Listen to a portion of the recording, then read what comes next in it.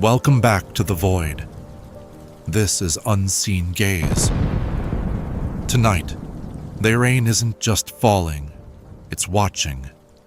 Lean back, turn off the lights, and let me tell you a story that was never meant to be heard. Tonight's nightmare, the shadow between the pines.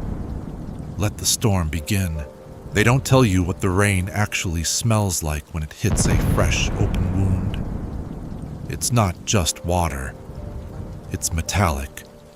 It's the smell of copper, rust, and cooling meat. My name is Elias, and I am currently staring at my own reflection in a pool of dark, thick liquid on the floorboards of this godforsaken shack. It's not mine. At least, I hope it's not. I broke my leg in the crash. The bone, the white, jagged femur, is staring back at me through a tear in my jeans. Every time I breathe, I can feel the marrow pulsing. But the pain is a secondary thought. Because the thing standing in the forest, it doesn't care about my broken body. It's waiting for the harvest.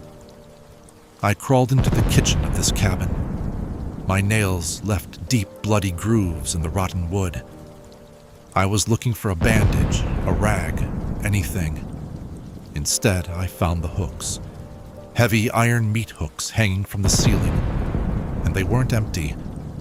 There are fragments of hair, patches of skin that look too human to be deer, and the flies. Even in this freezing rain, the flies are feasting. I found a pile of journals under the sink. Not paper. They were bound in something that felt like tanned human leather. The ink was dark, crusty. The last page wasn't written. It was scratched. It likes the taste of fear. It tenderizes the meat before the kill. I looked at my mangled leg. I am a feast in the making. A slow-cooked meal for the unseen gaze. The lightning struck again. Crack! He was 10 feet from the porch. For the first time, I saw the details. This isn't a shadow. It's a biological horror. Its skin is translucent, like a deep-sea fish, stretched so tight over its ribs that I can see its black, oily organs churning inside. It has no mouth, just a vertical slit that runs from its throat to its stomach, leaking a thick, gray bile into the mud. It has too many joints. Its arms snap and pop as it moves, like dry branches breaking under a boot. It doesn't breathe air. It inhales the mist. I watched as a small bird, confused by the storm, flew near it. The creature didn't move a muscle. It just opened. Its entire chest cavity split apart, revealing thousands of needle-thin teeth, and swallowed the bird whole. The sound of small bones crushing. It was louder than the thunder. I can hear the wood of the porch groaning. Creak. Snap. It's heavy, far heavier than a man. The smell is coming through the cracks now. It's the smell of a mass grave opened in mid-July. My stomach churned, and I vomited blood and bile onto the floor. I tried to stay silent, but the sound echoed in the empty cabin like a gunshot. The scratching started at the base of the door.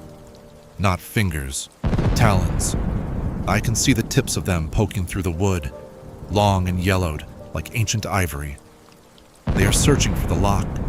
They are searching for me. I'm holding a rusted kitchen knife, but I know it's useless.